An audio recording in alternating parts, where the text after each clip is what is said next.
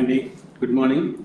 నేను doctor Ramaniranjan Reddy, consultant pulmonologist in Ramesh Sanghamitra hospital, Ongole. I have been working in Sanghamitra hospital since 2015. ఇప్పటికి 5 years అవుతా ఉంది. ఈ 5 yearsలో పల్మనాలజీ డిపార్ట్మెంట్లో చాలా అడ్వాన్స్డ్ ప్రొసీజర్స్ మరియు క్రిటికల్ కేర్ కేసెస్ చాలా బాగా డీల్ చేస్తూ ఉన్నాము. అడ్వాన్స్డ్ ప్రొసీజర్స్ వచ్చేసరికి bronchoscopy, medical thoracoscopy, sleep study, tube thoracostomy, pleural fluid aspirations, ఇలాగా రకరకాల ప్రొసీజర్స్ అన్నీ చేస్తూ ఉన్నాము. Critical care cases like respiratory failure, ARDS, sepsis, shock, మార్డ్స్, ఇలా ఉన్న వెంటిలేటర్ అవసరమైన కేసులు కూడా అడ్మిట్ చేసుకుంటూ మంచి ఐసీయూ క్రిటికల్ టీమ్ సపోర్ట్ తోటి కేసెస్ని హ్యాండిల్ చేస్తూ చాలామంది బతికిస్తూ మంచిగా పేషెంట్స్ అభినందనలు పొందుతూ ఉన్నాము. Today we assembled here to interact a live session on COVID-19. COVID-19 అనేది మీకు చాలామందికి ప్రజెంట్ తెలిసే ఉంటుంది.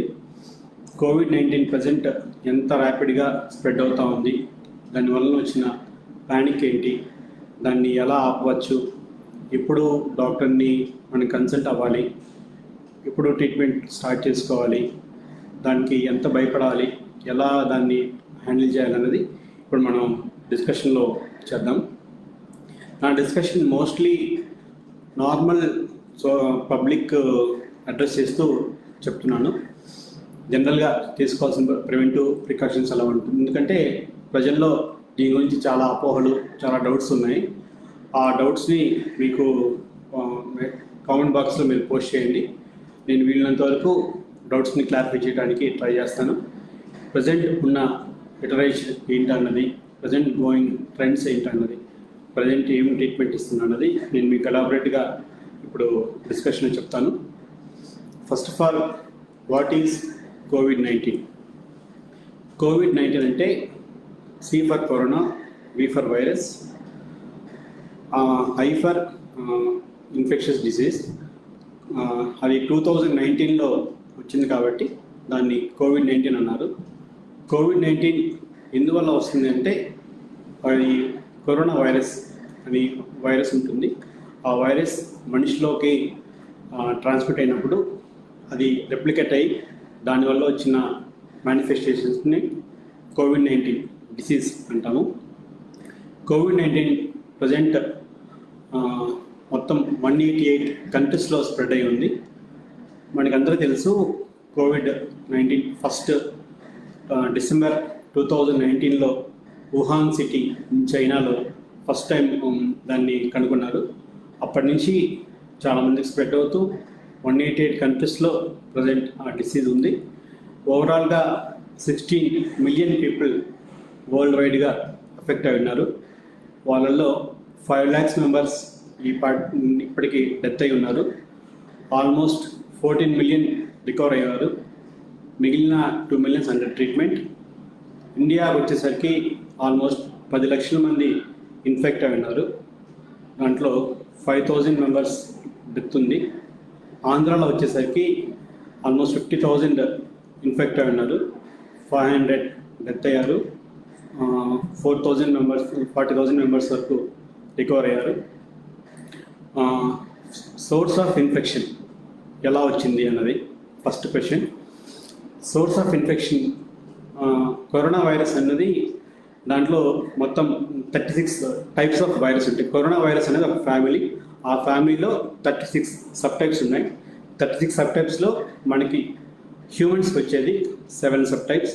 7 సబ్ టైప్స్లో 4 సబ్ టైప్స్ జస్ట్ మామూలు సిమ్టమ్స్, అంటే దగ్గు, జలుబు వాటితో వస్తుంది, పెద్దగా మనిషిని ఇబ్బంది పెట్టదు, అవి తగ్గిపోతుంటాయి. మిగిలిన 3 చాలా డేంజరస్. వీటిలో ఫస్ట్ వచ్చేసరికి సార్స్ కోవి అంటారు. అది కలదీసిన జబ్బు పేరు సార్స్, అంటే సివియర్ అక్యూట్ రెస్పిరేటరీ సిండ్రోమ్. 2003 ఆ టైంలో చైనాలో వచ్చింది. నెక్స్ట్ MERS, మెర్స్ కోవి, దానివల్ల వచ్చిన జబ్బు పేరు మిడిల్ ఈస్ట్ రెస్పిరేటరీ సిండ్రోమ్. అది సౌదీ అరేబియాలో 2012లో వచ్చింది. లేటెస్ట్గా చైనాలో వచ్చిన సార్స్ కోవ్-2 వల్ల వచ్చిన జబ్బు పేరు COVID-19 అని పెట్టారు. అది 2019లో స్టార్ట్ అయింది. ఇది యాక్చువల్లీ ఈ వైరస్, కరోనా వైరస్ అన్నది బ్యాట్స్ అంటే గబ్బిలాల్లో ఉంటుంది. గబ్బిలాల్లో చాలా రకాల వైరస్లు ఉంటాయి. ఆ గబ్బిలం ఒక ఇమ్యూనిటీ పవర్ ప్లస్ వాటి ఉన్న హ్యాబిటెంట్స్ వల్ల గబ్బిలాల్లో వైరస్ ఉన్నా సరే పెద్దగా వాటికి ఇబ్బందులు జరగవు. ఎప్పుడైతే గబ్బిలాల నుంచి ఒక థియరీ ప్రకారంగా గబ్బిలాలని చైనాలో ఉన్న వెట్ మార్కెట్ అని అక్కడ తీసుకొచ్చి పెట్టి వాటిని వేరే యానిమల్స్తో కలిపి పెట్టి వాటి డైలీ యాక్టివిటీస్ అంటే అవి తినేవి ప్లస్ వాటి యూరిన్, వాటి ఫీసిస్, వాటి సెక్రెషన్స్ అవి మనిషి హ్యాండిల్ చేయటం వల్ల వాటిని పట్టుకొని మళ్ళీ దాని అడిక్వేట్ ప్రికాషన్స్ తీసుకోకుండా ఉండటం వల్ల ఆ వైరస్ బ్యాట్స్ నుంచి మనిషి చేతికి అంటే కాంటాక్ట్ అంటుకొని అవి ఆ చేతిని మళ్ళా ముక్కు కానీ, నోరు కానీ, కళ్ళు కానీ వాటిని టచ్ చేసినప్పుడు ఆ వైరస్ వాటికి వీటి ద్వారా మనిషిలో ప్రజెంట్ ఉన్న ఇబ్బందులు కలిగిస్తున్నాయి. అది ఒక థియరీ. ఇంకొక థియరీ, బ్యాట్స్ నుంచి పాంగులిన్ అంటారు. పాంగులిన్ అంటే యాంటీటర్స్కి ఇన్ఫెక్షన్ వచ్చి యాంటీటర్స్ని చైనీస్లో వాళ్ళు తినే అలవాటు ఉంది. పాంగులిన్స్ని, బ్యాట్ని తినే అలవాటు ఉంది. దాని ద్వారా కూడా వచ్చింది అన్నట్టుగా ఒక థియరీ ఉంది. ఇలాగా రకరకాల వీటి వల్ల వస్తూ ఉంది. ఇది మీరు చూస్తే సింపుల్ డయాగ్రామ్. బ్యాట్స్ నుంచి డైరెక్ట్గా కాంటాక్ట్ ద్వారా మనిషికి రావడం కానీ లేకపోతే వాటిని తీసుకోవడం వల్ల వచ్చింది కానీ పాంగులిన్ అంటారు.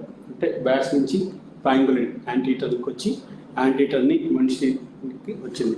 యాక్చువల్లీ ఇప్పుడు ప్రాబ్లం ఏంటంటే మనిషి నుంచి మనిషికి వస్తూ ఉంది, డైరెక్ట్ ట్రాన్స్మిషన్ ఉంటుంది. కాబట్టి ఇప్పుడు ఇంకా ఇది పాండమిక్ లాగా అయ్యి ఇంతమందిని ఇబ్బంది పెడుతూ ఉంటుంది. నెక్స్ట్ ఒక క్వశ్చన్ అడిగారు, truth of how corona virus spreads and how to prevent corona virus airborne. Yes, మంచి క్వశ్చన్ అండి. యాక్చువల్లీ ఇప్పుడు మెయిన్ ప్రాబ్లం అంతా కరోనా వైరస్ స్ప్రెడ్డే మనకి బాగా ప్యానిక్ కలిగిస్తూ ఉంది. కరోనా వైరస్ స్ప్రెడ్ మెయిన్గా 3 పద్ధతులు.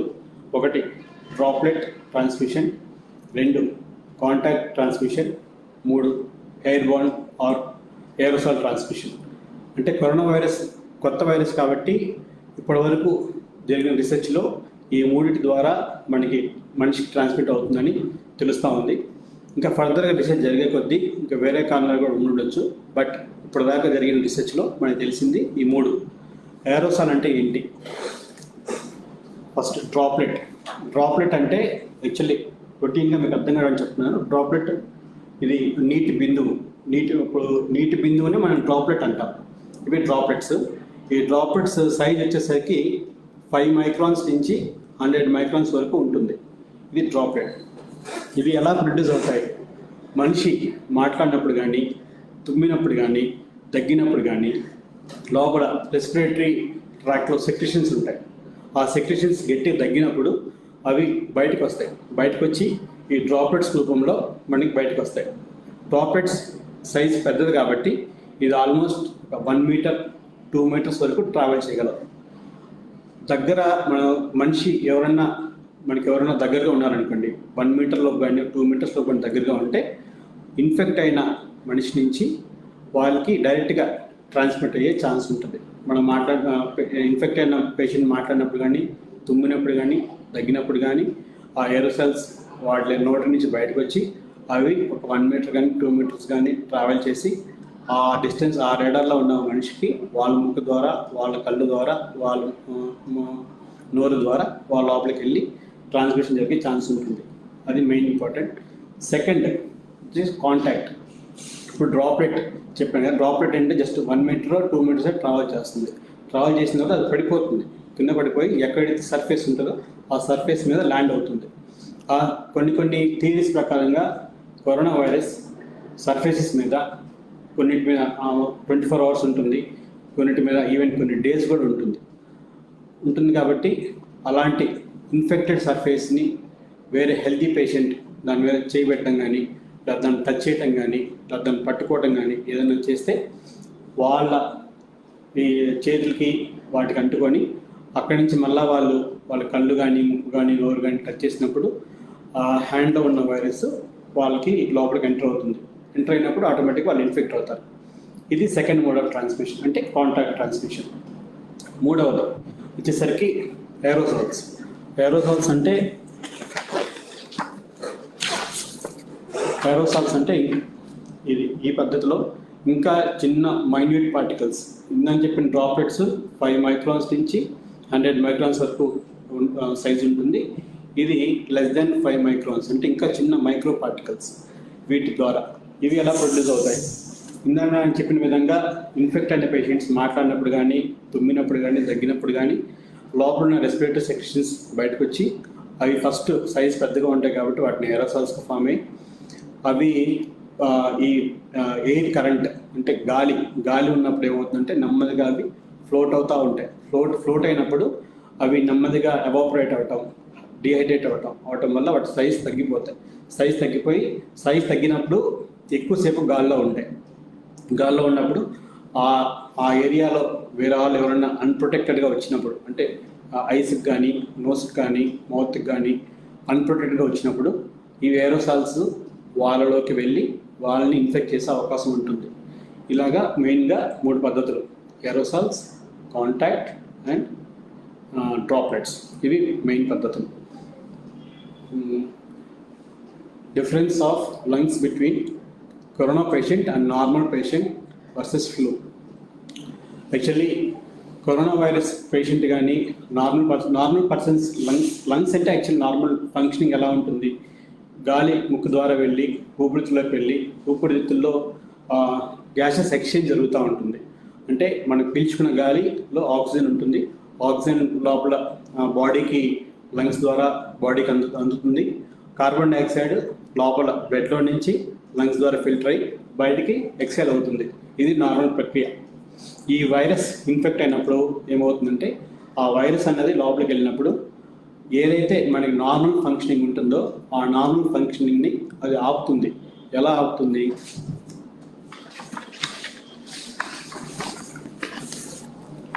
ఇది ఒక చిన్న డయాగ్రామ్. ఇది యాక్చువల్లీ నాన్ మెడికల్ వాళ్ళకి కొంచెం అర్థం కావడం కష్టంగా ఉంటుంది, బట్ ఇన్స్పెక్ట్. ఇది వైరస్ బొమ్మ ఇది అనుకోండి. వైరస్ యాక్చువల్లీ లంగ్స్లోకి వెళ్తుంది. ఇది నార్మల్ లంగ్లోకి వెళ్ళినప్పుడు ఏమవుతుందంటే లంగ్స్లో చిన్న చిన్న మైన్యూట్ పార్టికల్స్ వచ్చేసరికి ఇది ఆల్వియోలస్ అంతా కలిపి పెద్ద లంగ్ అవుతుంది. ఈ ఆల్వియోలస్లోకి ఈ వైరస్ వెళ్తుంది. వైరస్ వెళ్ళినప్పుడు ఆల్వియోలస్లో ఒక రకమైన రియాక్షన్ జరుగుతుంది. అంటే ఈ వైరస్ మనది కాదు కాబట్టి మన బాడీ మనల్ని ప్రొటెక్ట్ చేయడానికి ఆ వైరస్ మీద ఒక రకమైన ఫైట్ని స్టార్ట్ చేస్తుంది. దాన్ని ఇన్ఫ్లమేటరీ రియాక్షన్ అంటారు. ఇన్ఫ్లమేటరీ రియాక్షన్స్ స్టార్ట్ అయినప్పుడు మనిషికి జ్వరము, ఆయాసము ఇవి స్టార్ట్ అవుతాయి. ఎప్పుడైతే ఆ ఇన్ఫ్లమేటరీ రియాక్షన్ రోజుకి తీవ్రత పెరుగుతూ ఉంటుందో అప్పుడు సెక్రీషన్స్ అన్నీ ఎక్కువ పూలప్ అయిపోతాయి. ఇది నార్మల్గా ఇదంతా ఎంటీగా ఉండి గాలి దీంట్లోకి వచ్చి దీని ద్వారా ఇది రక్తనాళాల్లోకి ఆక్సిజన్ వెళ్ళి రక్తనాళాల ద్వారా బాడీకి వెళ్ళాలి. కానీ ఎప్పుడైతే ఇన్ఫెక్షన్ వచ్చిందో ఇదంతా ఆ ఇన్ఫెక్షన్ సంబంధించిన కళ్ళె చేరిపోవటం వల్ల ఈ గాలి దీంట్లో నుంచి రక్తనాళాల్లోకి వెళ్ళదు, రక్తనాళాల నుంచి బాడీలోకి వెళ్ళదు. కాబట్టి మనకి ఆక్సిజన్ ఉండదు. ఆక్సిజన్ ఉండకపోవటం వల్ల మనకి ఆయాసం వస్తుంది. ఇంకా ఆ స్టేజ్లో కూడా మనం దాన్ని కరెక్ట్ చేసుకోలేకపోతే నెక్స్ట్ స్టేజ్ వచ్చేసరికి ఇవన్నీ మొత్తం లంగ్ మొత్తం ఫుల్ అయిపోతే మనకి పూర్తిగా ఆక్సిజన్ తగ్గిపోవటం వల్ల మనకి సింపాథిక్ స్టిమ్యులేషన్ అంటారు. అంటే మనకి ఒక బాడీ మనల్ని ఆక్సిజన్ తగ్గినప్పుడు మన బాడీ మనల్ని కాపాడడానికి ట్రై చేస్తూ ఉంటుంది. దాన్ని సింపాథిక్ స్టిమ్యులేషన్ అంటారు. దానివల్ల హార్ట్ రేట్ పెరగటం, గుండె వేగం పెరగటం అలా చేస్తుంది. ఆ స్టేజ్లో కూడా మనం సపోర్ట్ ఇచ్చి ఇన్ఫెక్షన్ తగ్గించుకోలేకపోతే నెక్స్ట్ హార్ట్ ఎక్కువగా పనిచేసి హార్ట్ బీపీ తగ్గిపోతూ ఉంటుంది. దాన్ని షాక్ అంటారు. అల్టిమేట్గా షాక్లోకి వెళ్తారు. ఆ షాక్లోకి వెళ్ళినప్పుడు బీపీ తగ్గిపోతుంది కాబట్టి బ్లడ్ ప్రెషర్ అన్నిటికీ బ్లడ్ అందాలి కాబట్టి బ్లడ్ ప్రెషర్ ఎప్పుడైతే బీపీ తగ్గిందో కిడ్నీలకి మిగిలిన బ్రెయిన్కి అవన్నీ ఎసెన్షియల్ ఆర్గాన్స్ వాటి బ్లడ్ సప్లై తగ్గిపోతుంటే అల్టిమేట్గా చనిపోవడం జరుగుతుంది. నార్మల్ ఫిజియాలజీని ఏదైతే ఈ వైరస్ని ఆల్టర్ చేస్తుంది కాబట్టి మనకి ఇబ్బంది వస్తూ ఉంటుంది. నెక్స్ట్ క్వశ్చన్ అడిగారు, what are the symptoms? Symptoms వచ్చేసరికి ఫస్ట్గా ఇప్పటి వరకు జరిగిన స్టడీస్లో వచ్చేసరికి ఫస్ట్ సిమ్టమ్ ఫీవర్ చాలామంది వాటిలో కనిపించింది. ఫీవర్ ఆల్మోస్ట్ ఇన్ఫెక్షన్ వచ్చిన 80 to 90% మెంబర్స్లో ఫీవర్ ఉంటుంది. నెక్స్ట్ కామన్ సిమ్టమ్ కాఫ్, తర్వాత మయాల్జియా అంటే ఒళ్ళు నొప్పులు, సరిగా బాగలేని ఫీలింగ్, ఒళ్ళు నొప్పులు, పులకలు అలాగంటారు. నెక్స్ట్ ఎనాస్మియా అంటే స్మెల్ లేకపోవటం, నెక్స్ట్ ఎనార్జియా అంటే టేస్ట్ తెలియకపోవటం. ఇవి మెయిన్ సిమ్టమ్స్. మెయిన్గా fever, cough, body pains, sore throat, anosmia, analgia, ఇవి మెయిన్ సిమ్టమ్స్. ఇవి వస్తే మాత్రం మనం వెంటనే డాక్టర్ దగ్గరికి వెళ్ళి కన్సల్ట్ అయ్యి మనకి కోవిడ్ ఉందా లేకపోతే వేరే కారణాలు ఏమైనా ఉన్నాయా, వాటి వల్ల ఇలా వచ్చిందా అనేది మనం వెంటనే చెక్ చేయించుకొని దానికి సంబంధించిన ట్రీట్మెంట్ సలహాలు తీసుకోవాల్సి వస్తుంది. ఇంకా కొన్ని స్టడీస్లో చిన్న వేరే సిమ్టమ్స్ కూడా చూశారు. For example diarrhoea. చాలామందికి ఫీవరు, కాఫ్ లేకుండా డైరెక్ట్గా విరోచనాలతో కూడా ఈ కరోనా వైరస్ ప్రజెంట్ అవుతూ ఉంది. ఇంకొంతమందికి సింపుల్ జలుబు, ఇంకొంతమందికి చెవుల నొప్పులు, అలాగా కొన్ని మందికి అలా ప్రజెంట్ అవుతూ ఉన్నారు. ఏ సిమ్టమ్స్ వచ్చినా సరే ప్రజెంట్ కోవిడ్ పాండమిక్ జరుగుతుంది కాబట్టి దానికి సంబంధించిన డాక్టర్కి వెళ్ళి ఒకసారి చూపించుకొని దాని నుంచి క్లారిటీ తెచ్చుకోవడం చాలా ఇంపార్టెంట్. సరే, నెక్స్ట్ క్వశ్చన్ అడిగారు, investigations, can humans become infected with a novel corona virus of animal source? అవునండి, ఇప్పుడు జరుగుతుంది అదే. యానిమల్ సోర్స్ నుంచి వచ్చిన ఇన్ఫెక్షనే ఇది కరోనా వైరస్. మనకి కొన్ని స్టడీస్ ప్రకారంగా బ్యాట్స్ నుంచి, ప్యాంగులన్స్ నుంచి వచ్చింది కాబట్టి మనకి ఇబ్బంది జరుగుతుంది. యాక్చువల్లీ ఈ వైరస్ అనేది వాటిలో ఉంటుంది కాబట్టి వాటికి ఇబ్బంది ఏమి ఉండదు, వాటికి సిమ్టమ్స్ ఏమి రావు. మనకి హ్యూమన్స్లో ఇది కొత్త వైరస్ కాబట్టి మన బాడీ దానికి అగ్నెస్ట్గా ఇన్ఫ్లమేటరీ రియాక్షన్ క్రియేట్ చేస్తుంది కాబట్టి మనకి సిమ్టమ్స్ వస్తాయి. ఒక క్వశ్చన్ అడిగారు, how can you identify corona virus if it is asymptomatic? Cough is a mandatory symptom. మంచి క్వశ్చన్ అండి. యాక్చువల్లీ కాఫ్ నేను చెప్పినట్టు కాఫ్ అనేది అందరిలో ఉండాల్సిన లేదు. నేను చెప్పిన ఇందాక చెప్పిన 6 symptoms, fever, cough, myalgia, anosmia, analgia, malaise, ఇవన్నీ ఏమి ఉన్నా సరే మనం ప్రజెంట్ కోవిడ్ ఉంది కాబట్టి కోవిడ్ సంబంధించిన టెస్టులు చేయించుకోవాల్సి వస్తుంది. కోవిడ్ని ఎలా గుర్తించవచ్చు? ఫస్ట్ ఆఫ్ ఆల్ కోవిడ్కి ఐడెంటిఫికేషన్ టెస్ట్ వచ్చి, 1 rapid antigen test, 2 Truenat test, 3వది RT-PCR test. Rapid antigen test అంటే మనకి సెక్రెషన్స్ ఉంటాయి. అప్పుడు ఫర్ ఎగ్జాంపుల్ మనకి ఇన్ఫెక్షన్ వచ్చినప్పుడు నాసల్ సెక్రెషన్స్ అంటే నోటి ద్వారా ఉండే ద్రవాలు, థ్రోట్ సెక్రెషన్స్ నోట్లో ద్రవాలు, ప్లస్ రెస్పిరేటరీ సెక్రెషన్స్ అంటే కళ్ళె కానీ ఉమ్ము కానీ ఇవి వీటిలో వైరస్ ఉండే అవకాశం ఉంటుంది. ఫస్ట్ ర్యాపిడ్ యాంటీజెన్ టెస్ట్ అంటే ఏంటంటే ఒక చిన్న స్వాబ్ ఉంటుంది. ఇది నాసల్ స్వాబ్ అంటారు. దీని ద్వారా ముక్కులోకి పెట్టి నాసోఫారింగ్స్ అంటారు. నాసోఫారింగ్స్ నుంచి ఒక చిన్న శాంపిల్ తీస్తారు. దాన్ని కొన్ని ద్రవాలని సెక్రెషన్స్ తీసి ర్యాపిడ్ యాంటీజెన్ టెస్ట్లో టెస్ట్ కిట్ ఉంటుంది. ఇది టెస్ట్ కిట్ని దీని లోపల క్యాసెట్ ఉంటుంది. ఆ క్యాసెట్లో మనం ఆ శాంపిల్ని తీసిన తర్వాత దాన్ని అక్కడ ఇన్స్టాల్ చేస్తాం. చేసినప్పుడు దీంట్లో మనకు తీసిన శాంపిల్లో కనుక వైరస్ ఉంటే వైరస్ మీద యాంటీజెన్ ఉంటుంది. ఆ యాంటీజెన్ ఇక్కడ క్యాసెట్లో ఉన్న యాంటీబాడీ తోటి రియాక్ట్ అయ్యి ఒక లైన్ లాగా వస్తుంది. ఆ లైన్ వస్తే అది పాజిటివ్ అన్నట్టు.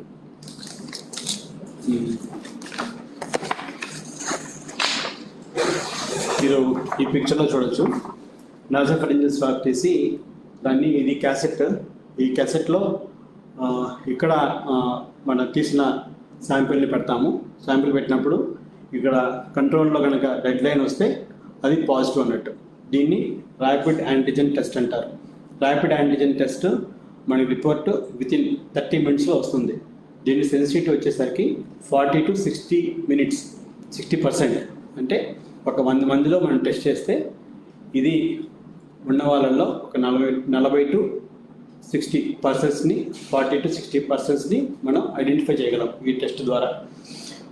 నెక్స్ట్ ఇది నెగిటివ్ వచ్చిందంటూ, నెగిటివ్ వస్తే నెక్స్ట్ చేయాల్సిన స్టెప్ ఏంటంటే TrueNAT టెస్ట్. TrueNAT టెస్ట్ అంటే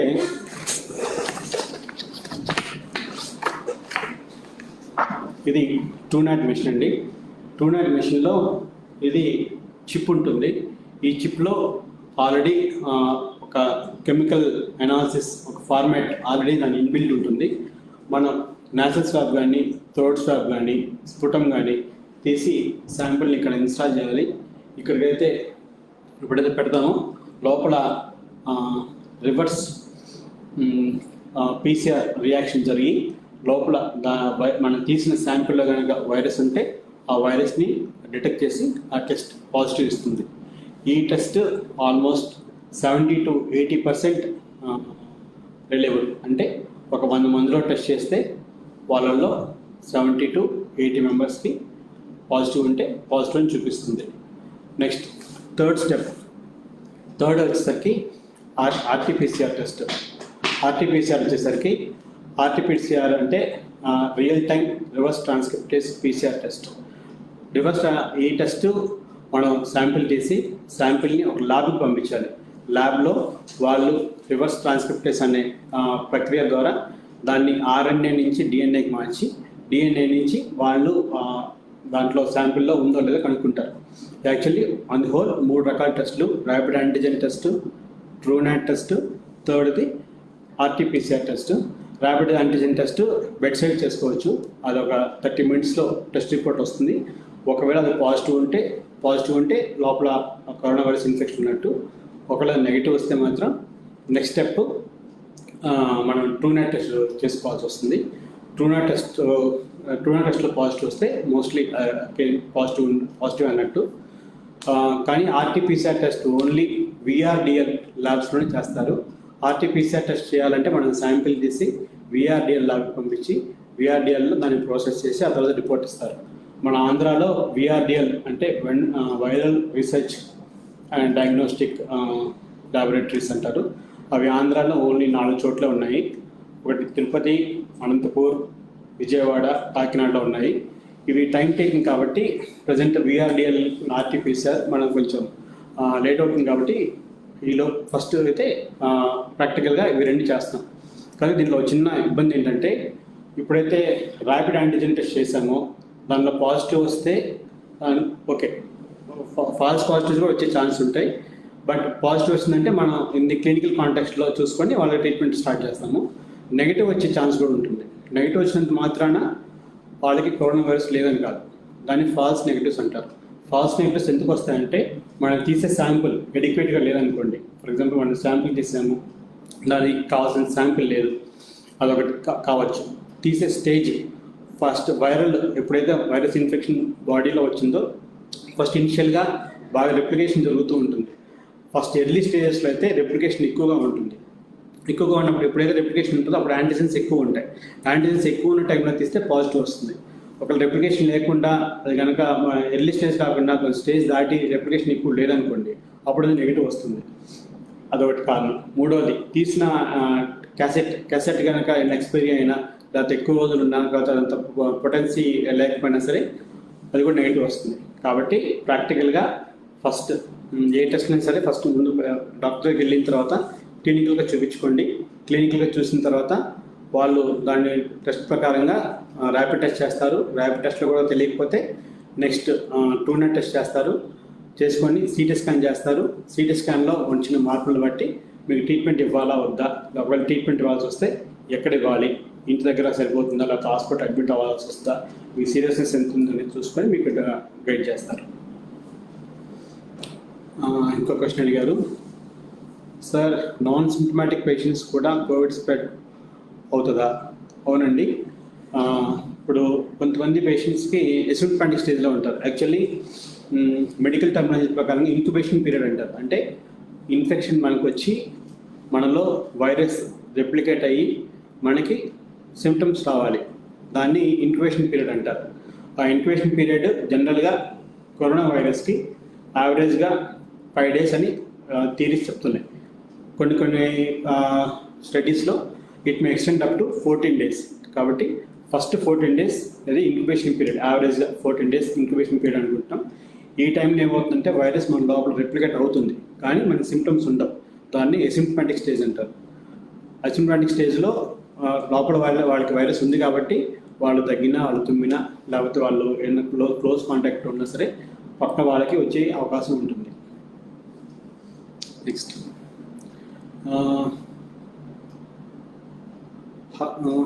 to what extent masks are useful, what kind of mask is to be used?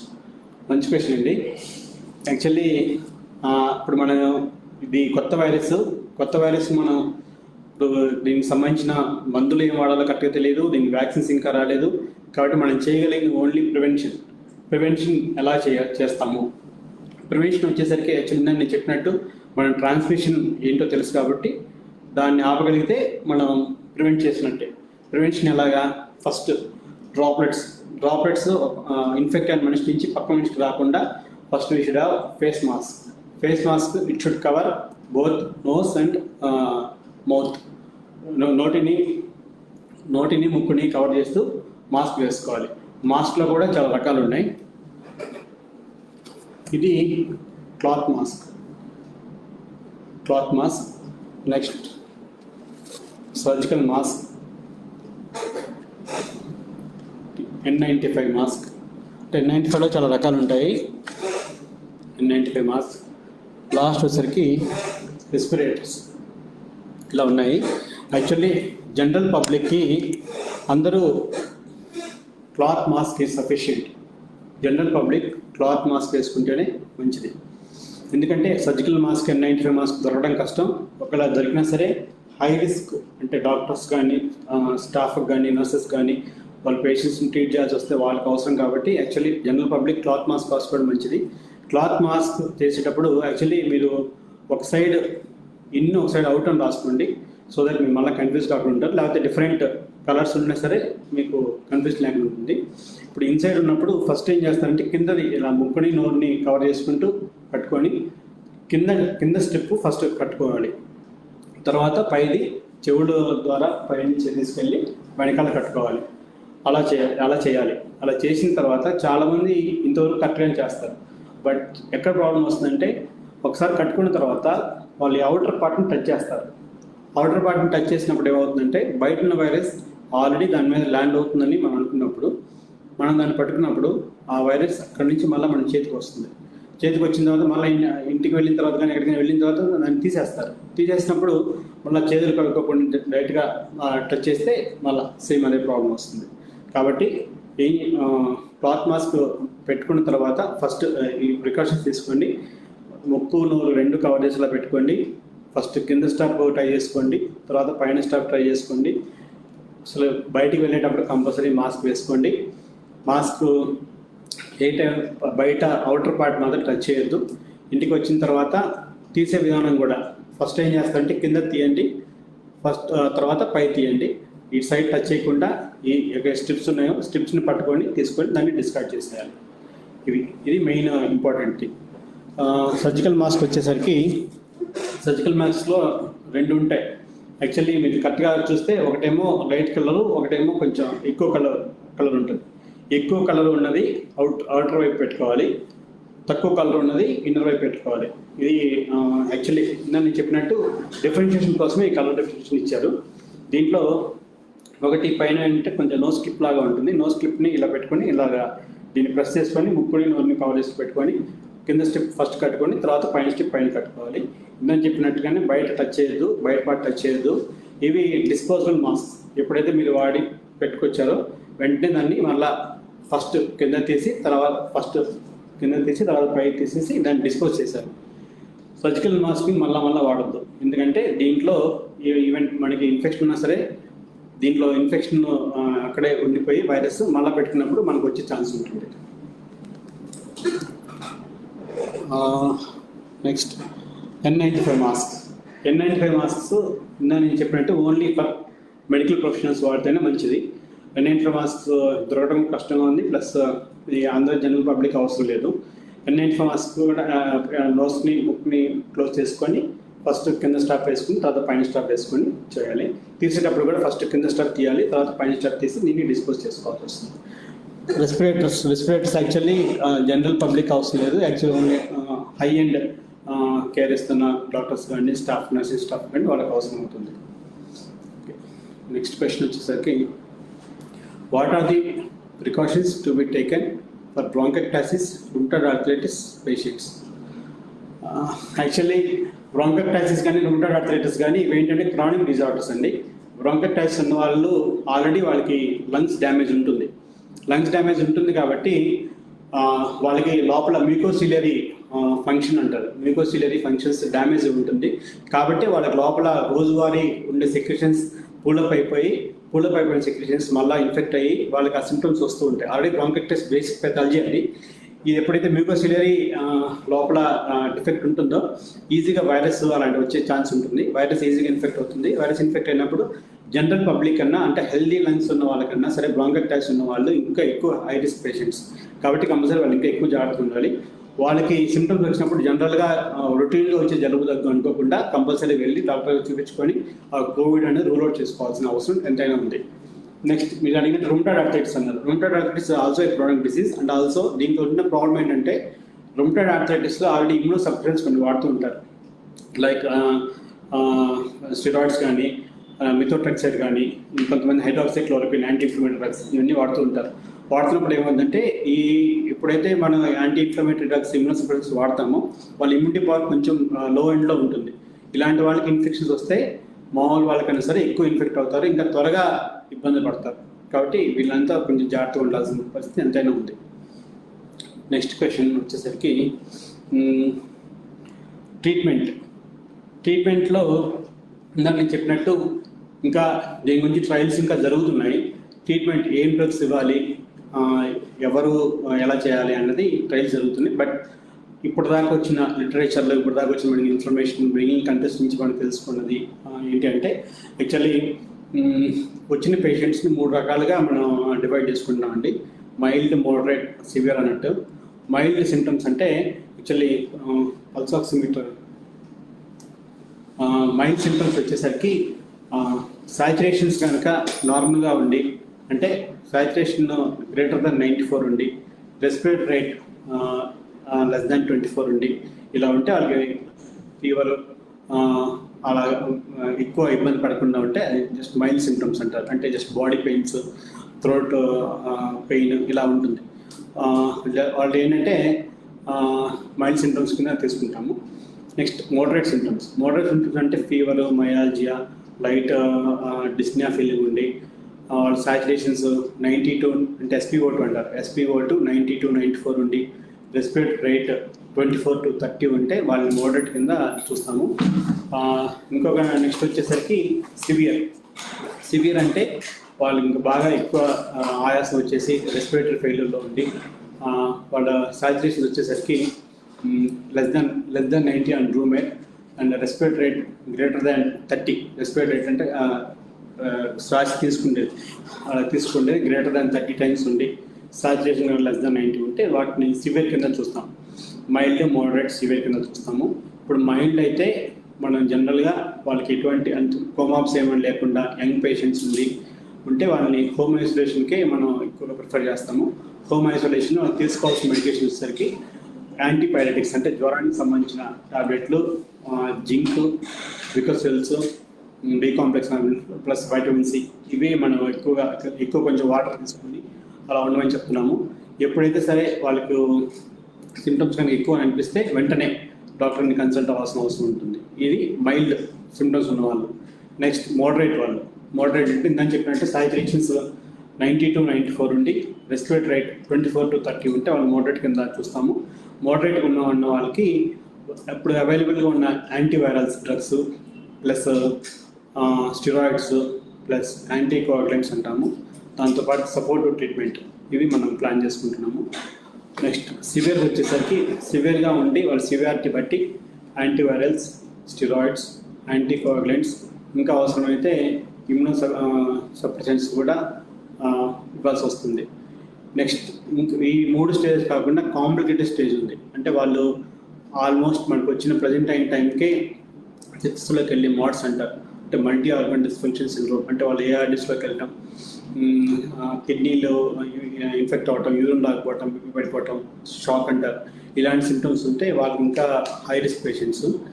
వాళ్ళకి ప్రజెంట్ అంటే టాక్లిజిమాబ్, ఇమ్యూనో సప్రెసెంట్స్ ఉంటాయి, అవి కూడా ప్రిఫర్ చేస్తున్నాం. ఇంకా దానికి అవసరం అయితే ఇంట్యుబేషన్ చేసుకొని, ఇంట్యుబేషన్లో కూడా ఇంకా అవసరమైతే ప్రోన్ వెంటిలేషన్ అంటాం, ప్రోన్ వెంటిలేషన్ చేసుకొని, ఇవన్నీ ఏంటంటే మెడికల్గా పేషెంట్ బట్టి మనం ట్రీట్మెంట్ అనేది టైలర్ చేసుకుంటాం. అందరికీ ఒకటే ట్రీట్మెంట్ కాదు, అందరూ దీన్ని ప్యానిక్ కావాల్సిన పని లేదు. ఫస్ట్ డాక్టర్ దగ్గరికి వెళ్ళి చూసుకొని, doctors compulsory scans, CT scan చేస్తారు, ప్లస్ బ్లడ్ టెస్ట్ చేస్తారు. ఇవి చూసుకొని ప్లస్ వాళ్ళు పరీక్ష చేస్తారు. వాళ్ళ సిమ్టమ్స్ని బట్టి వాళ్ళకి ఏమి ఇవ్వాలి, ఎలా ఉంటారు అనేది వాళ్ళు సజెస్ట్ చేస్తారు. దాని ప్రకారంగా మీరు ట్రీట్మెంట్ తీసుకుని సరిపోతుంది. కోవిడ్ రాగానే అందరూ వచ్చి హాస్పిటల్ అడ్మిట్ అవ్వాల్సిన పని లేదు. సో డాక్టర్ సజెషన్ తీసుకొని వాళ్ళకి హోమ్ ఐసోలేషన్ ఉంటే హోమ్ ఐసోలేషన్ తీసుకొని వాళ్ళ కాంటాక్ట్లో మానిటర్ చేసుకున్నట్టు సరిపోతుంది. Next question, what are the precautions to be taken by the family members of a covid positive patients who is in home isolation? Actually ఎప్పుడైతే patient positive అని ఉంటుందో compulsory ఆ పేషెంట్ ఐసోలేట్ అవ్వాలి. ఐసోలేషన్ ఇప్పుడు ఒకటే ఇంట్లో ఉండాల్సి వస్తే ఒక రూమ్ వరకు పేషెంట్ని సపరేట్గా ఆ రూమ్ అతనికి ఇచ్చేసేయాలి. దానికి ఒక అటాచ్డ్ బాత్రూమ్ ఉండాలి. అతనికి సంబంధించిన వస్తువులు అవన్నీ అక్కడ పెట్టేసుకొని అతనే దాన్ని మానిటర్ చేసుకొని, ప్లస్ ఇంపార్టెంట్ థింగ్ ఏంటంటే అతనికి వీలుంటే కుదిరితే పల్స్ ఆక్సిమీటర్ ఒకటి దగ్గర పెట్టుకొని సాచురేషన్స్ ఒకటి మానిటర్ చేసుకోవాల్సి వస్తుంది. మానిటర్ చేసుకొని అతను ఇచ్చిన ట్రీట్మెంట్ అతను తీసుకొని ఫాలో చేసుకోవచ్చు. పేషెంట్స్ ఉన్న వాళ్ళు పక్కన వాళ్ళు universal precautions like compulsory face mask ఉంచడం, సోషల్ డిస్టెన్సింగ్. అంటే సోషల్ డిస్టెన్సింగ్ ఇప్పుడు 1 మీటర్ కొన్ని నామ్స్ చెప్తున్నారు, కొంతమంది 2 మీటర్స్ నామ్స్ చెప్తున్నారు. ఈ 2 మీటర్స్ సోషల్ డిస్టెన్సింగ్ ఇవన్నీ చేసుకొని, ప్లస్ ఫ్రీక్వెంట్ శానిటైజేషన్. ఏదైతే పేషెంట్ టచ్ అవుతారో అనుకున్నవి ఫ్రీక్వెంట్గా ఒక రొటీన్గా దొరికే శానిటైజర్తో సరే దాన్ని క్లీన్ చేసుకుంటూ ఉంటే ఆ వైరస్ వేరే వాళ్ళకి స్ప్రెడ్ అవ్వకుండా ఉండే ఛాన్స్ ఉంటుంది. Next, when to consult a doctor. ఇందాక నేను చెప్పినట్టు when to consult a doctor అంటే ఫస్ట్ ఇది పాండమిక్ ఎరా కాబట్టి పాండమిక్లో నేను చెప్పిన సిమ్టమ్స్ ఫీవర్ కానీ ఇలాగా దగ్గు కానీ ఇలాగా జలుబు కానీ వస్తే కంపల్సరీ డాక్టర్ని కన్సల్ట్ అవ్వండి. డాక్టర్స్ దానికి దానికి సంబంధించిన టెస్టులు చేస్తారు. టెస్టులు చేయించుకోండి. టెస్టులు చేయించుకున్న తర్వాత దానికి సంబంధించి వాళ్ళు అడ్వైస్ ఇస్తారు. ఆ అడ్వైస్ని ఎలాగ కావాలంటే దాని ప్రకారంగా ట్రై చేసుకొని వాళ్ళు మీకు ఇచ్చిన సజెషన్స్ మీరు ఫాలో అవ్వండి, ప్లస్ ఫాలోఅప్లో ఉండండి. Next question, how do we need a pulse oximeter for monitoring? Pulse oximeter అంటే యాక్చువల్లీ ఒక చిన్న డివైస్ అండి. పల్స్ ఆక్సిమీటర్ అంటారు దీన్ని. పల్స్ ఆక్సిమీటర్లో మనం మెయిన్గా చూసుకోవాల్సింది ఇలాగా, ఇది యాక్చువల్లీ ఇలా పెట్టుకోవాల్సి వస్తుంది. ఇలా పెట్టిన తర్వాత ఇది ఆన్ బటన్ ఆన్ చేసుకుంటే ఇలా పల్స్ ఆక్సిమీటర్ రీడింగ్స్ వస్తుంటాయి. ఒకటేమో సాచురేషన్ అంటారు, SpO2 అంటే సాచురేషన్, అంటే ఒంట్లో ఆక్సిజన్ ఎంత ఉందో చెప్పేది సాచురేషన్. ఇంకోటి పల్స్ రేట్ అంటే మనకి హార్ట్ బీటింగ్ ఎంత ఉంటున్నది. జనరల్ పబ్లిక్కి అవేర్నెస్ కోసం చెప్తున్నాను. Pulse rate should be around 60 to 100. 110 వరకు కూడా ఉండొచ్చు, బట్ 110 కన్నా ఎక్కువ ఉంటే మాత్రం కంపల్సరీ మీరు డాక్టర్ని కన్సల్ట్ అవ్వాల్సి వస్తుంది. నెక్స్ట్ సాచురేషన్స్ వచ్చేసరికి 90 to 100 ఉండాలి.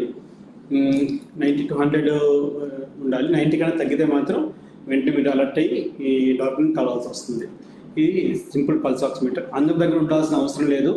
బట్ ఏమైనా హై రిస్క్ పేషెంట్ ఉండి ఆల్రెడీ అతనికి పాజిటివ్ వచ్చి అతను ఏమైనా హోమ్ ఐసోలేషన్లో ఉంచుకోమని చెప్తే పల్స్ ఆక్సిమీటర్ దగ్గర ఉంచుకొని దీన్ని ఫ్రీక్వెంట్గా మానిటర్ చేసుకోవడం అనేది ఎంతైనా అవసరం. Next question, incidents. ఎంతమందిలో ఇన్ఫెక్షన్ వచ్చిందని ఇందని చెప్పాను కదా, దాన్ని బట్టి ప్రజెంట్ అందరికీ ప్రపంచంలో 16 మిలియన్స్ వరకు వచ్చింది ఇది. దాంట్లో 14 మిలియన్స్ వరకు రికవర్ అయ్యారు, ఒక 5 lakhs వరకు డెత్ అయ్యారు. ఇప్పుడు ఇంకా ఇంక్రీజింగ్ ఇంకా అవుతూ ఉంది. కాబట్టి మనం అంతా చాలా జాగ్రత్తగా ఉండి ప్రివెన్షన్స్ అన్నీ తీసుకొని మనం దీన్ని దాని తగ్గట్టుగా మనకి దాన్ని ఆపుకోవాల్సిన అవసరం ఎంతైనా ఉంది.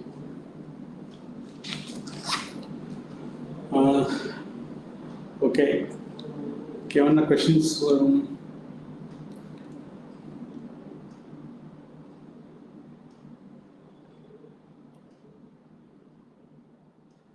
ఓకే, ఓవరాల్గా what I want to tell is questions.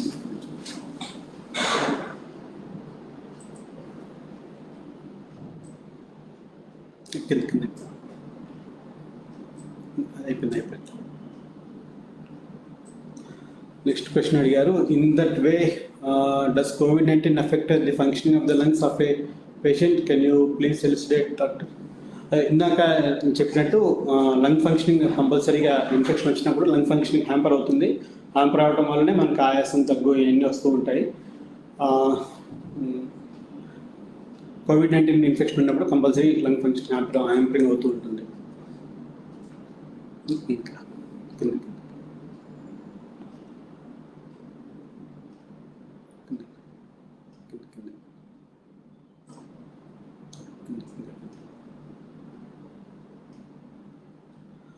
Does corona affect diabetic and BP patients more? Actually, BP, diabetes per se అవి రిస్క్ ఫ్యాక్టర్స్ కాదు. Actually uncontrolled diabetes, uncontrolled hyper tension, CKD అంటే క్రానిక్ కిడ్నీ డిసీజ్, COPD అంటే chronic obstructive pulmonary disease అంటే స్మోకర్స్లో వస్తుంది. అలానే congestive heart failure, chronic disease అంటే cancers ఉండి, immuno suppression ఉండి, కొంతమందికి లంగ్ ట్రాన్స్ప్లాంటేషన్, కిడ్నీ ట్రాన్స్ప్లాంటేషన్ అలాంటివి ఉంటాయి. అవి ఉన్న వాళ్ళకి వీళ్ళల్లో ఎక్కువగా వచ్చే ఛాన్స్ ఉంటుంది. ఎక్కువగా వచ్చే ఛాన్స్ ఉంటే ప్లస్ ఇంకా అంటే ఏజ్ ఫ్యాక్టర్స్ కూడా గ్రేటర్ దెన్ 70 ఉండి, వీళ్ళంటే ఇమ్యూనిటీ పవర్ తక్కువ ఉంటుంది కాబట్టి వీళ్ళలో ఎక్కువగా వచ్చే ఛాన్స్ ఉంటుంది. వీళ్ళు కొంచెం ఎక్కువ రిస్క్ పేషెంట్స్ కాబట్టి ఎక్కువ జాగ్రత్త తీసుకొని వెంటనే సింప్టమ్స్ వచ్చినా సరే వెంటనే దాన్ని డాక్టర్స్ని చూపించుకొని దానికి సంబంధించిన అడ్వైస్ తీసుకోవాల్సి వస్తుంది. నెక్స్ట్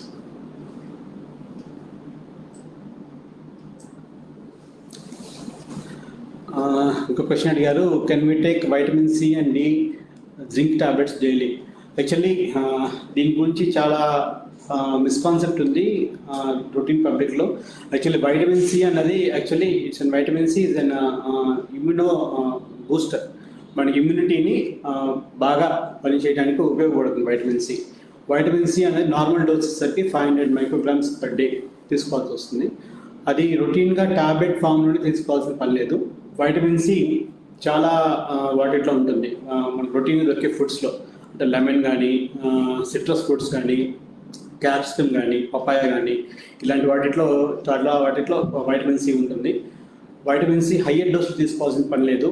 వైటమిన్ C హయ్యర్ డోసులు తీసుకుంటే దానికి సంబంధించి రీనల్ స్టోన్స్ వచ్చే ఛాన్స్ ఉంటుంది. కాబట్టి రొటీన్ అడిక్వేట్ డోస్ అంటే 500 micrograms పర్ డే తీసుకోండి. టాబ్లెట్స్ ఫామ్లోనే కాకుండా రొటీన్ ఫుడ్స్లో కూడా తీసుకోవచ్చు. తీసుకోవడం వల్ల మనకి చిన్న నష్టం లేదు. నార్మల్ డోస్ తీసుకోవడం నష్టం లేదు. ఇట్ కంపల్సరీ అది మనకి ఉపయోగపడుతుంది. వైటమిన్స్ అనేది ఇమ్యూనో బూస్టర్ కాబట్టి.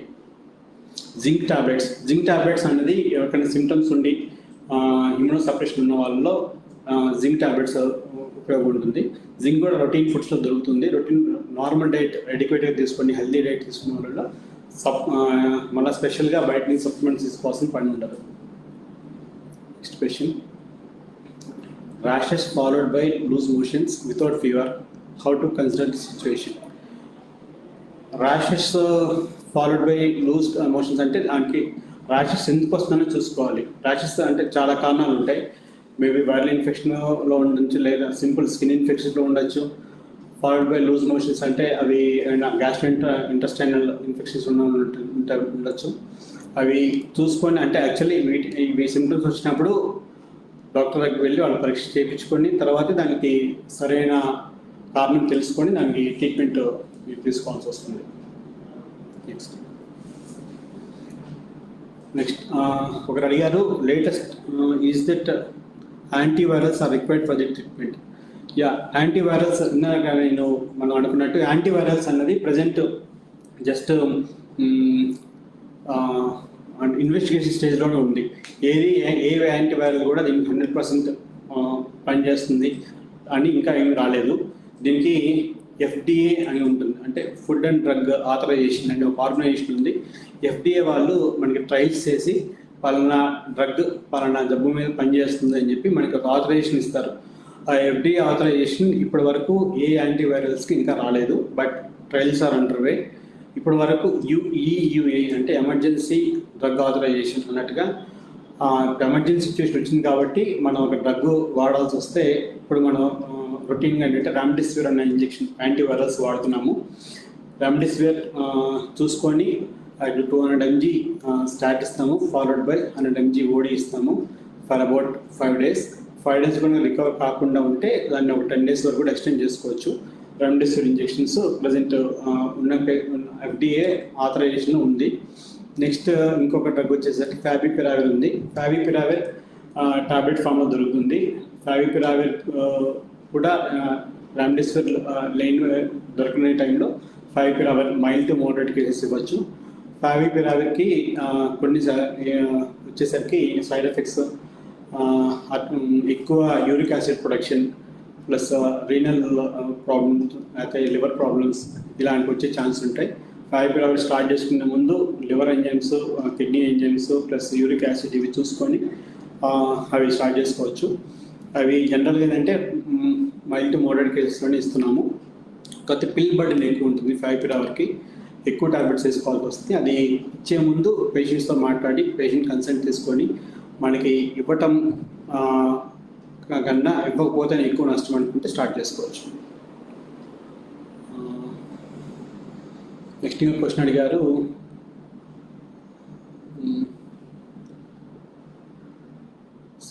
sinusitis problems, how to take care in hospital or home area, please explain sir in COVID time.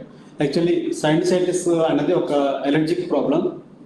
Allergy ఎవరైనా సరే డస్ట్ అలర్జీ కానీ లేకపోతే ఏమన్నా బయట అలర్జెన్స్కి వాళ్ళు ఎక్స్పోజ్ అయినప్పుడు లోపల సైనస్లో ఒక ఇన్ఫ్లమేటరీ రియాక్షన్ ఫామ్ అయ్యి దాన్ని వాస్తుంది, దాన్ని సైనసైటిస్ అంటారు.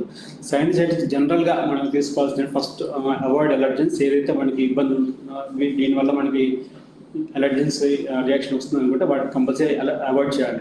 జనరల్గా రొటీన్లో అలర్జెన్స్ వచ్చేసరికి డస్ట్ అలర్జెన్స్ ఉంటాయి, పాలన్స్ ఉంటాయి, లేకపోతే డస్ట్ మైట్స్ ఉంటాయి, హౌస్ మైట్స్ ఉంటాయి, పెట్స్ ఉంటాయి, లేకపోతే ఇంట్లో కాబ్రెల్స్ ఉంటాయి, లేకపోతే ఇంట్లో అయినా వంటలు అవి చేస్తున్నప్పుడు వాటి వచ్చే స్మెల్, వీటి వల్ల అన్నింటిలో డస్ట్ అలర్జీ ఉంటుంది, సైనసైటిస్ వస్తుంది. సైనసైటిస్ ఉన్న వాళ్ళు ఫస్ట్ రొటీన్ ప్రికాషన్స్ అంటే వీటిని కంపల్సరీ అలర్జెన్స్ని అవాయిడ్ చేయాలి. రెండోది వచ్చేసరికి స్టీమ్ పెట్టుకోవాలి. స్టీమ్ ఆల్రెడీ అలర్జిక్ రైనైటిస్ ఉన్న సైనసైటిస్ ఉన్న వాళ్ళందరిలో ఆల్రెడీ డాక్టర్స్ ప్రిస్క్రైబ్ చేసి ఉంటారు. కంపల్సరీ స్టీమ్ అనేది కంటిన్యూ చేసుకొని దానికి సంబంధించి యాంటీ స్టీమ్స్ ఇస్తుంటారు, అవి వాడుకోండి. అదే యాంటీ సైనసైటిస్ ఉన్న వాళ్ళు కూడా నార్మల్ వాళ్ళకన్నా ఈ ఇన్ఫెక్షన్ వచ్చే ఛాన్స్ ఎక్కువ ఉండదు కాబట్టి ఇంకొంచెం ఎక్కువ జాగ్రత్త తీసుకుని ప్రికాషన్స్గా ఉండాలి.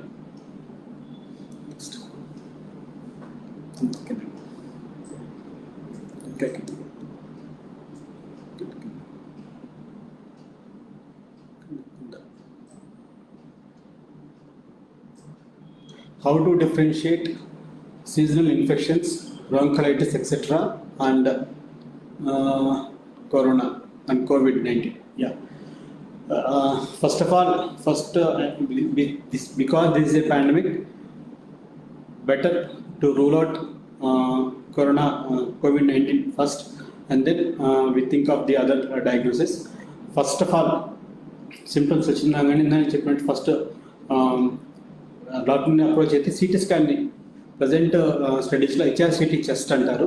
HRCT చెస్ట్ చాలా valuable in detecting COVID-19. HRCT చెస్ట్లో కొన్ని ఫైండింగ్స్ ఉంటాయి. Actually like ground glass opacities అంటారు, రెటికులర్ ఒపాసిటీస్, కన్సాలిడేషన్, ఇవి చిన్న నాడ్యూల్స్ ఉంటాయి. ఇలాగ మోస్ట్ కామన్గా గ్రౌండ్ గ్లాస్ ఒపాసిటీస్ ఫామ్ అవుతాయి. అవి ఏంటంటే పెరిఫరల్గా ఉండి లోవర్ లోబ్స్లో ఎక్కువ ఇన్వాల్వ్ అవుతూ ఉంటాయి. మీరు సిమ్టమ్స్ వచ్చినప్పుడు డాక్టర్ దగ్గరికి వెళ్తే వాళ్ళు హెచ్ఆర్సిటీ చెస్ట్ రాస్తారు. హెచ్ఆర్సిటీ చెస్ట్లో మనకి దీనికి సంబంధించిన కొన్ని లక్షణాలు బయటపడతాయి. బయటపడినప్పుడు దీనికి కన్ఫర్మేటరీ టెస్ట్ మాత్రం మళ్ళీ నేను చెప్పినట్టు యాంటీజెన్ టెస్ట్ చేసుకోవాల్సి ఉంది. యాంటీజెన్ టెస్ట్, ట్రూనా టెస్ట్, ఇంకా అవసరమైతే ఆర్టీపీసీఆర్ ఇవి చేసుకొని కన్ఫర్మ్ చేసుకోవాలి. ఈ కన్ఫర్మ్ చేసుకొని వీటి వల్ల మోస్ట్ లైక్లీ అంటే క్లినికల్ డయాగ్నోసిస్, ఒకటి clinical diagnosis, second HRCT, next antigen test, ఇవన్నీ చూసుకున్న తర్వాత ఒక ఐడియా వస్తుంది. ఒకవేళ కరోనా అయితే కరోనాకు సంబంధించి ట్రీట్మెంట్ తీసుకోవాల్సి వస్తుంది. లేదా ఇవన్నీ చూసుకొని కరోనాని ఎక్స్క్లూడ్ చేసుకుంటే నెక్స్ట్ మిగిలిన కాజెస్ ఉంటుంది. జనరల్గా మీరు అడిగిన క్వశ్చన్లో సీజనల్ ఇన్ఫెక్షన్స్ ఉన్న వాళ్ళు కొత్త హిస్టరీ ఉండదు. వాళ్ళకి ఏంటంటే ఎప్పటి నుంచో ప్రతి ఒక్క సీజన్కి ఇలాగ ఇన్ఫెక్షన్స్ వస్తూ ఉండాలి. వాళ్ళు క్రానిక్గా ఇన్ఫెక్ట్ అవుతూ ఉండాలి. అలా కాకుండా అంతకుముందు ఎప్పుడూ లేకుండా జస్ట్ ఈ సంవత్సరం వస్తుందంటే మాత్రం కంపల్సరీ సీజనల్ ఇన్ఫెక్షన్ అయ్యి ఉండదు. అది పాండమిక్లో కోవిడ్-19 భాగంగానే అయి ఉండొచ్చు. కాబట్టి అలాంటి హిస్టరీ కూడా మనకు కంపల్సరీ అవసరం అవుతుంది. ఆ హిస్టరీ తీసుకొని దానికి సంబంధించిన టెస్టులు చేస్తే మనకి దాన్ని ఈజీగా రూల్ అవుట్ చేసుకొని దానికి సంబంధించిన కరెక్ట్ ట్రీట్మెంట్ తీసుకోవచ్చు. నెక్స్ట్ క్వశ్చన్ అడిగారు, how to maintain social distance. Social distance actually ఈ చిన్న స్లైడ్లో చిన్న డయాగ్రామ్.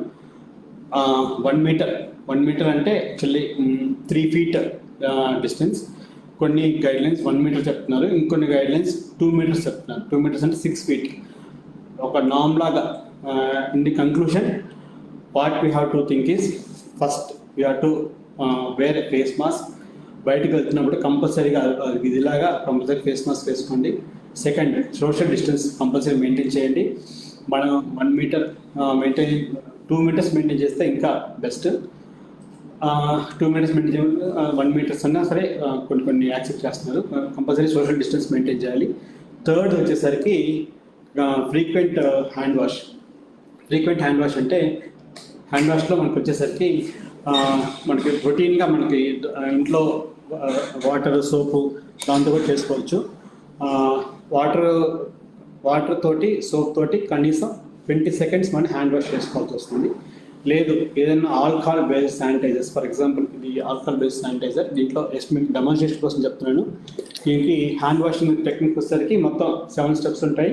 ఫస్ట్ స్టెప్ ఏంటంటే ఫస్ట్ పామ్ మనకి క్లీన్ చేసుకోవాలి. Next back of the palm, next వచ్చేసరికి fingers, interlace fingers, next back of the fingers, next tip of the fingers, next వచ్చేసరికి thumb, next వచ్చేసరికి రిస్ట్. ఇలాగా ఈ 7 steps హ్యాండ్ వాష్ చేసుకోండి. Hand wash every 20 minutes కానీ ఒక 30 minutes కానీ, లేదా ఏదైతే టచ్ చేసినట్టు హ్యాండ్ వాష్ చేసుకోవడం కానీ కంపల్సరీ ప్రాక్టీస్ చేసుకోండి. At the end of the day conclusion ఏంటంటే ఈ 3 points, ఒకటి ఫేస్ మాస్క్, 2 సోషల్ డిస్టెన్స్, థర్డ్ది ఫ్రీక్వెంట్ హ్యాండ్ వాష్. ఈ 3 కంపల్సరీ గుర్తుపెట్టుకొని దీన్ని ప్రాక్టీస్ చేస్తూ వీటిని వైరస్ని ఇంతకన్నా ఎక్కువ ఏమైనా కాకుండా పాండమిక్లో మనకి ఆపడానికి కుదురుతూ ఉంటుంది. ఓకే, ఐ థింక్ క్వశ్చన్స్ అన్నీ అయిపోయినాయి. యాక్చువల్లీ ఎవరు అడిగారు, pneumonectomy patient HRCT positive sir, but non symptomatic patients how to identify, pulmonary edema patient how to identify. Actually pulmonary edema causes చాలా ఉంటాయి. యాక్చువల్లీ అదే నేను చెప్పినట్టు హెచ్ఆర్సిటీ చెస్ట్లో చేస్తే పల్మరీ ఎడిమా ఫీచర్స్ డిఫరెంట్గా ఉంటాయి. హెచ్ఆర్సిటీ చెస్ట్లో పల్మరీ ఎడిమా అంటే పెరిఫరల్ లో కంజెషన్ ఉంటుంది, ప్లస్ బయలెటరల్ ప్లూరల్ ఎఫెక్షన్ ఉంటుంది. పల్మరీ కాజెస్ ఏంటంటే మోస్ట్ కామన్ హార్ట్ ఫెయిల్యూర్ ఉంటుంది. అది 2 days ఎక్కువ చేస్తే హార్ట్ ఫంక్షనింగ్ ఎంతుందో తెలుస్తూ ఉంటుంది. అది ఒక బ్యాటరీ ఆఫ్ టెస్ట్, అంటే డాక్టర్ దగ్గరికి వెళ్తే వాళ్ళు చూసి దానికి సంబంధించిన టెస్ట్లు ఏంటని చూసుకొని మీకు చూసి అన్ని దానికి క్లారిటీగా చెప్తారు. Okay, I think questions are over. We are nearing to the end of the session. Thank you very much. Yeah, at this moment I want to thank మెయిన్గా మన సంఘమిత్ర హాస్పిటల్లో పనిచేయడం చాలా హ్యాపీ. ఫస్ట్ ఆఫ్ ఆల్ ఇదేంటంటే ప్రకాశం జిల్లాలో మంచి tertiary care centre. ఇక్కడ main point మన అన్ని క్రిటికల్ కేర్ కేసెస్ తీసుకొని దానికి సంబంధించిన ట్రీట్మెంట్ బాగా జరుగుతూ ఉంటుంది. మెయిన్గా మన ఎండి గారు డాక్టర్ తిరుమల రెడ్డి సార్కి and our colleagues doctor Vamshi, doctor Paul sir and Ramanji Naik, మా Aparna madam and Anjireddy sir, Srihar sir, Madhu sir and Sahith Aparna madam plus వీళ్ళంతా ఏంటంటే యాక్చువల్లీ మనం అంతా ఒక టీమ్ లాగా మనం ఫామ్ అయ్యి మంచి కేసెస్ని మనం చూసుకొని దాన్ని బాగా డీల్ చేసి పంపిస్తుంటాము. ప్రకాశం జిల్లాలో టెరిషరీ కేర్ అంటే ఓన్లీ సంఘమిత్రానే ఉంటుంది. మెయిన్ రీజన్ వచ్చేసరికి అది చెప్పాను, మన cardiology team doctor Senthil Kumar, doctor Nagamani sir వీళ్ళంతా కలిసి మంచి కేసెస్ని బాగా డీల్ చేసి డిశ్చార్జ్ చేస్తూ ఉంటాము. So very happy to work here and we are very ready to treat each and every cases. Tertiary చిన్న పక్కన చిన్న ఊర్లలో ఇంత ఎక్విప్మెంట్ ఉండదు, ఇంతమంది ఎక్కువ మంది డాక్టర్స్ ఉండరు, ఇన్ని ఫెసిలిటీస్ ఉండవు. కాబట్టి చాలామంది ఇంతకుముందు ఏంటంటే హైదరాబాద్, గుంటూరు, అలా విజయవాడ అని వెళ్తూ ఉండేవాళ్ళు. ఇప్పుడు యాక్చువల్గా అవసరం లేదు, మన హాస్పిటల్లోనే అన్ని ఎక్విప్మెంట్స్ ఉన్నాయి, ప్లస్ టీమ్ ఆఫ్ డాక్టర్స్ ఉన్నారు, మనం ట్రీట్ చేయగలం. మనం actually we have proven that. మనం కొత్తగా ప్రూవ్ చేయాల్సిన పని లేదు, మనం చాలా మంది కేసెస్ ట్రీట్ చేస్తాము. స్టిల్ మనం రోజుకి కొత్త టెక్నిక్స్, కొత్త ఇన్ఫర్మేషన్ దాంట్లో అప్డేట్ అయ్యి పేషెంట్స్కి ఎలా ఉపయోగపడాలి, వాళ్ళని ఎలా మంచిగా ట్రీట్ చేయాలి అనేది రోజుకి మనం అప్డేట్ చేసుకుంటూ అందరికీ ఉపయోగపడుతూ వీఆర్ గోయింగ్ ఫార్వర్డ్. మెయిన్గా మన ఎండి సార్కి we should be very thankful. I think it's the end of the day. Thank you.